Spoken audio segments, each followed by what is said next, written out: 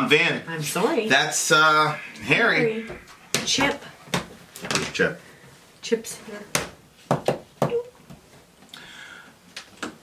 Shout out to the big homie Germ. This is Down, Still Not Good. I guess this is the band with Anselmo. Phil Anselmo from Pantera. Yep. People are like, yo, Phil Anselmo did a band called Down. So here's the band, Down. Stone the Crow. Should be an interesting one. Okay. Let's do it. And go.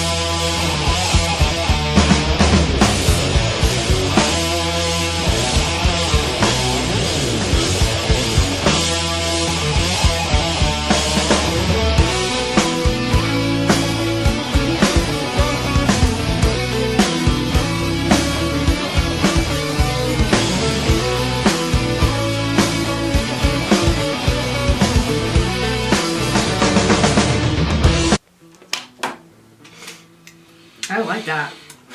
That was that a lot. 1995. 95. There was like something in here.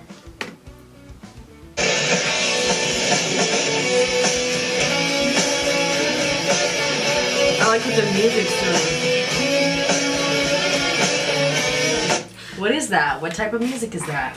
It's like, well, it's not grunge. It started out in 1995. I'm like, okay, that's gonna be grunge, but it's not. That's not grunge. It doesn't sound like. And then, but it's not metal. I'm just like, I think it's probably just hard rock. I just noticed this on the. That's a needle, huh? Oh my gosh! A big giant It's gotta one. be a needle. Is that it? It does look like a needle. That's What do you call that? A syringe or something? Yeah, but the back end looks weird. With a bunch of But look at skulls. this.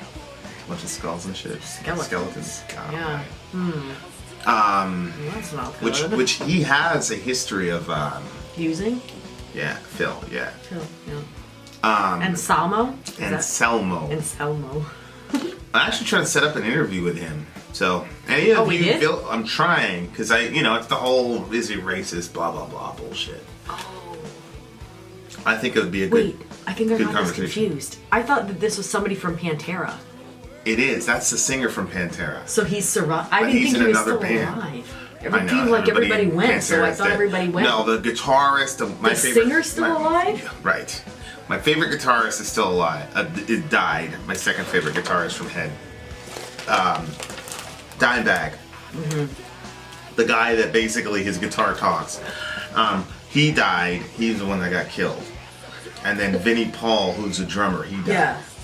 So- I feel a little bit weird right now because I literally thought, I don't know how I thought that, but I thought that they were all dead, so I'm feeling there's like a resurrection. I'm like, what? We can talk to the singer? Yeah. So hey, we could talk to Anselmo. So Guys, he's still alive! talk to us, bruv. Yeah. That's Okay, so yeah, it's definitely not metal, not Pantera, but also not. I liked it. I liked the sound of his voice. Not I liked what he did grunge. with there. And like there was parts where he like did something like Yeah, he took it there. You Yeah. can tell that it's still Phil Anselmo. What's interesting like it. is that this. So it's by 1995. I'm assuming that the Pantera is already a clearly established band, Yeah. and he was the lead singer of that band. So you can imagine he could just basically run up to these guys and be like, look, and just completely dominate the thing, Yep. and just completely Oh, permeate yeah, the. absolutely. But he did. There were times when he just let the music go, and then he'd fade in and fade out. Yeah. Yeah, there was one part where it kind of reminded me of I thought Pink Floyd, but then I was like, no, I actually think it's Tool. There was Really? something, yeah, there was like one part where he did something with the music and then he came in with his voice in a certain way that kind of like reminded me of that. I mean, I'm sure I'm probably the only one that thinks that, but yeah, I really, really enjoyed it. It's interesting. Yeah. Speaking of Tool, we're doing a Anima, I think is the name of the record. Anima album review. That's coming. I'm not going to give you a date though. Nope. Hold We're it. not doing that again. Hold it. One time we promised the kids we were gonna get pizza, or supposedly they said that we did, and then it just like turned out that like it wasn't gonna happen. And then they were like, "You promised," and we were like, "No, I don't think that you promised. You have to let your yes be yes and your no be no." And they held us by like, So I said, all right, bitches. "All right, you'll get it." So I went and got them their pizza. Never again. Never promised them again after that, and Right. and that is to their I don't even know what the word would be there, but like that's a negative for them because a lot of times if I say, all right, I promise I'm going to do this, that just means like I'm going to try really, really hard. Well, now I don't try really, really hard anymore because I don't Right. use those words. Right, So right. like you guys all screwed yourselves You're not over. locked into anything. I'm not yeah. locked into anything. So So- I say maybe I will, Yeah. maybe I won't. Yeah, that's what happens when you're a kid. But I'm like a guilt-driven person, so if I would have put that, they should have let it. I have my own pressure on myself. You don't need to put it. Yeah. So- Lilo's gonna jump on that guilt-driven They comment. shot themselves right in the foot with that one. A bout of depression. Can't seem to move it forward. My lying eyes lie awake. That's a good line. I like clever lines. See, that's one of the things I actually miss about hip-hop. Hip-hop has these very clever lines. Yeah. Where you kinda, What does that mean? Like lying as in like well, it's kind of a double. it makes it look like he's awake, but he's actually not. He's like, my lying eyes lie awake. Like he's like there, but he's kind of like not. You know, like when somebody's like stoned or like. Yeah, well, I think that you know, if it's about drugs, and I'm more and more thinking that's what it is. Yeah, if it's about drugs, especially between the lyrics here and then the picture here, then, you know, drug addicts always lie to you. And they put out all this sincerity and stuff with their eyes, but, you know, they're lying. Yeah. So, I think that, you know, his lying eyes lie awake. Go ahead. Well, maybe they are lying the whole time. Maybe they know that they're lying. But I think sometimes they want to believe it themselves. Well, the first person they lie to is themselves. Yeah. The first person I think that there's times where everything's it's a sham. They're for them, self-conscious. They're trying to Yeah. They're a sham. I think I meant to say scam. Same shit. Yeah. So anyway, Watch out. I think that you know there's both going on there at different points, different people, but not sure what I'm after. I never died before. Can't help what happened yesterday. I never stoned the crow. What do you think that metaphor means, stone the crow? I don't know. Like I kept thinking, like, does it mean like? I've heard of people say like like men, they'll call themselves like a crow, like they just feel like an old. There was these people I've that never heard that before. You've never heard that? Well, there was these people that I knew that had a sign out in front of their house that said this old crow lives with a young chick. I just think that's just corny and probably local to where you lived. And maybe, yeah. But I've so never I heard didn't of know that if it was before. like Did you hear anybody calling themselves crow in New York when we an went old crow. No, nobody was talking, babe. I know, nobody talks. No, nobody was talking to each other, and you like were like, "Hey, how's it going?" And the guy like, just ignored you and walked by. I was like, which guy? I don't know. He was kind of like, to me, looked like the type of person that would have said "Hey" back. Like I thought he looked like kind of like a metal person. Like he had some leather on and some. I don't know. I was surprised that because usually people are friendly back with you, but It's New York. yeah, forget about it. Anyway, so I didn't know if it was like I never stoned the crow, like stoned it as in like killed it. I never killed the crow, and if he was calling himself a crow, so I didn't know if it was like some weird way of just saying like I imagine never. like a crow killed myself? shows up to a farm, and then you throw rocks at it. Yeah, Get I've it seen away, them to like shoo it throw. I think it was actually on Maleficent. They threw a net over the crow and then like proceeded to kill it. Well, they didn't kill it; she saved it, but like throw the net over it to get it out of there. I don't know what's so destructive about crows. Think about when they land on your trash. You've never lived at a like. And they go and pick through your shit. and all that. They'll dump everything everywhere, and it turns into this huge mess that you have to clean up. Yeah. So I can imagine they probably pick at your crops too, For sure. dig right into your corn and stuff like that. Right, so they just go and fuck everything up. Yeah. So I never stoned the crow, like killed, this Well, I don't think that the stoning of the crow is to kill. kill it. I You just think think it it's to means hide? shoo it away. Just get out of here. I don't think it means to kill it. Although, to your point, he says I never died before. Yeah. So maybe why I was stoning like- the crow is killing it with the rocks. But it's like, he says right here, it's like, same old city, same old shame, no matter how no matter how I try, no matter what I say. I'm blamed, I'm shamed, I'm judged unfairly. Yeah. So maybe it's, he's on drugs and everything, and then, he's like, I can't fix what I did yesterday. Can't help what happened yesterday. I never died before. Maybe you OD'd. Yeah. See what I'm saying? Yeah. And I can't help what happened yesterday. I never stoned the crow. Like, maybe he OD'd, and then people were like, killing him for it. It's kind of interesting. Yeah. No one can share this hurt that is mine, mine, mine. Yeah. Yikes. Yeah. You remember like when we were like working with people that had like strong addictions and stuff like that, like, and they like would never take responsibility for what they did yesterday, like what they did to their families in the past, and they like would want like all of a sudden they would decide like okay, like they wanted to be clean, and then they expected like everybody to move forward like they hadn't stolen from their family and done the things that an addict does, like. It's such a crazy situation because both parties have no idea what it's like to be the other party. Yeah. So you don't know what it's like to love somebody who does this to you constantly and has a million false positives. I'm not talking about you. I'm talking about the addict.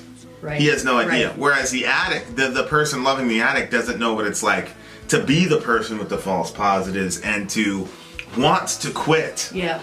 because you're so sick of disappointing everybody and disappointing yourself, and being that person, and being the crow that fucks up everybody's farm. The thing is, like, nobody was an addict all their lives. I mean, right. You know what I mean? Right. So there was a time where you would have judged your own self for your actions, you know?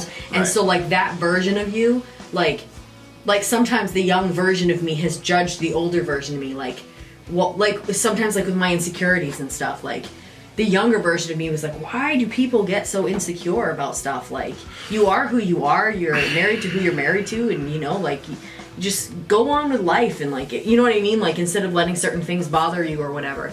So, like, the younger version of me will be like, so, like, maybe the younger version of you is like, wow, you're this person, like, you never wanted to be this person. But then you can't seem to find your way out of it. Yeah, I mean, I think both groups have a legitimate, you know, gripe as far as, like, how difficult it is to be on both sides of those. The cops just showed up to our building complex, so what's happening? There you are. He's not here, it's just me, a white person. Gun! What's up, Elio Mike?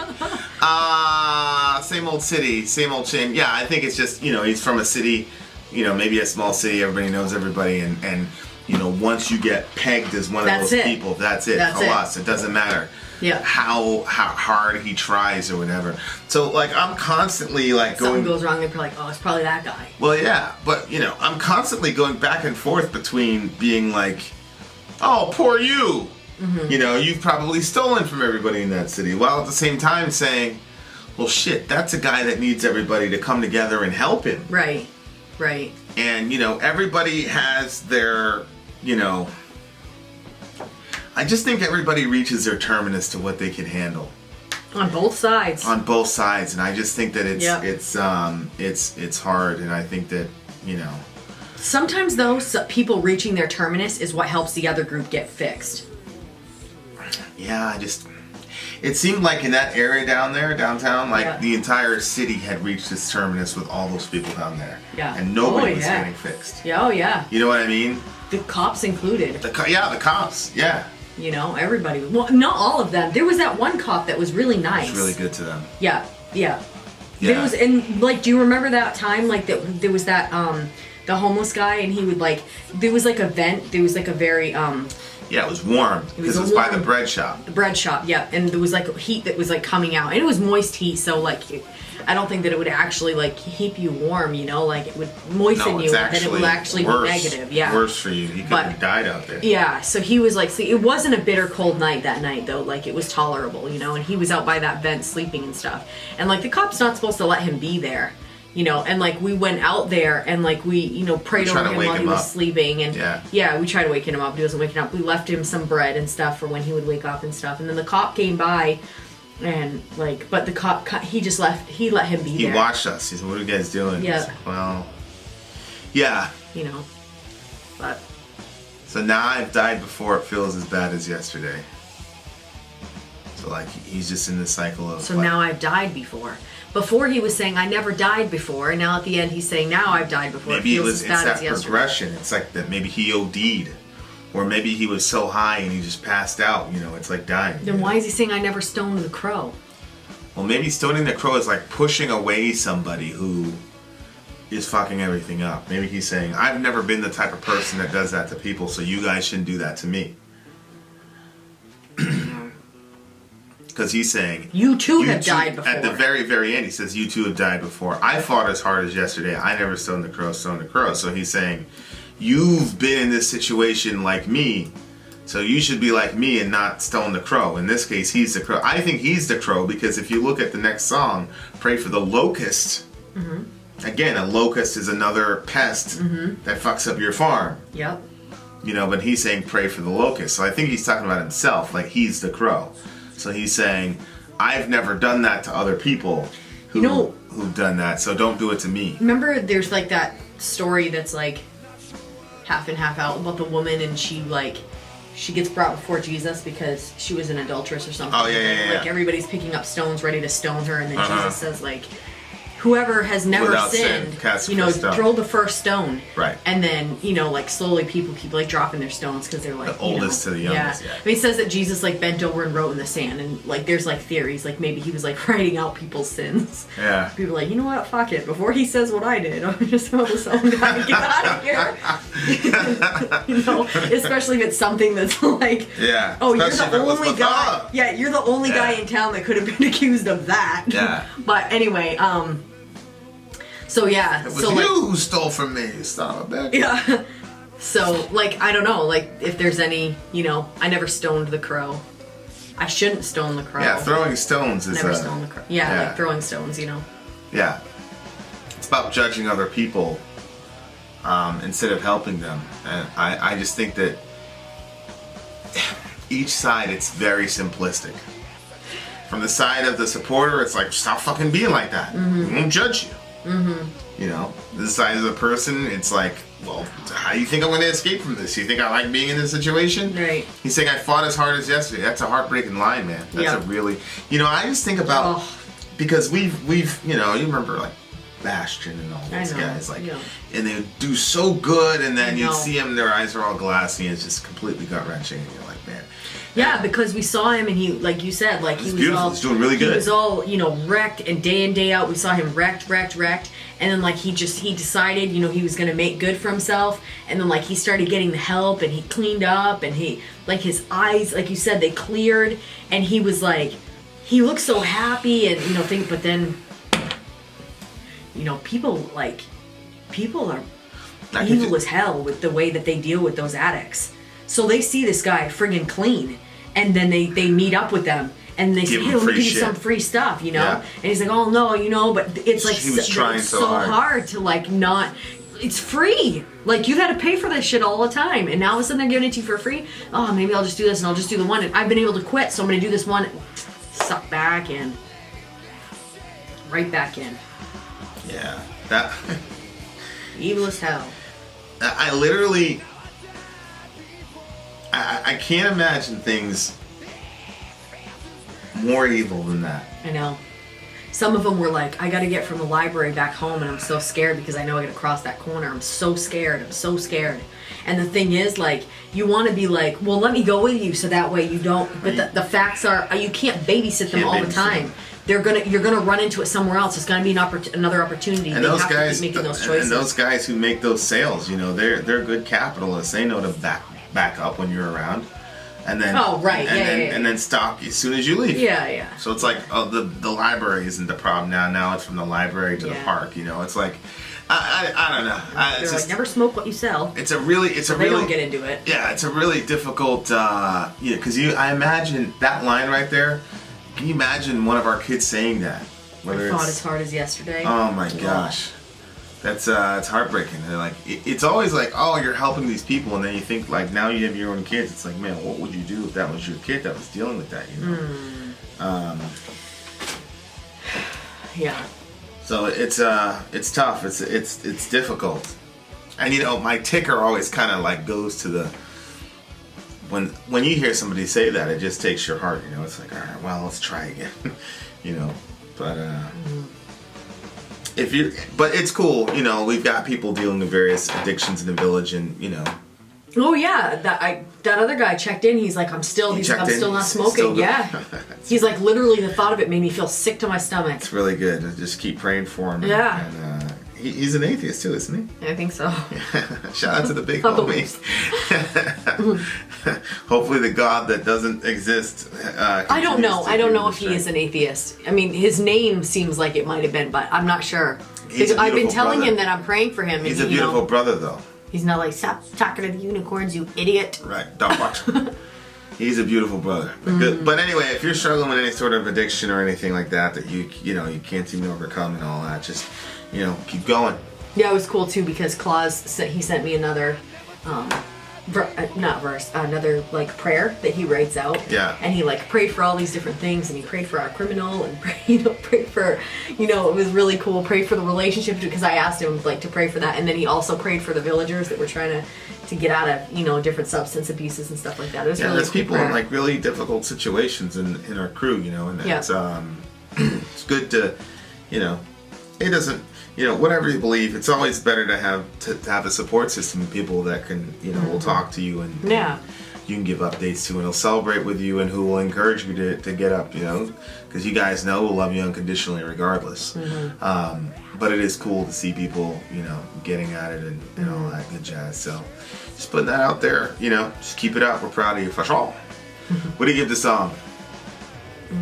I really liked it. That riff, that lick is very... 9.5. We gotta ask Phil what he meant by that song. It's a 9 for me.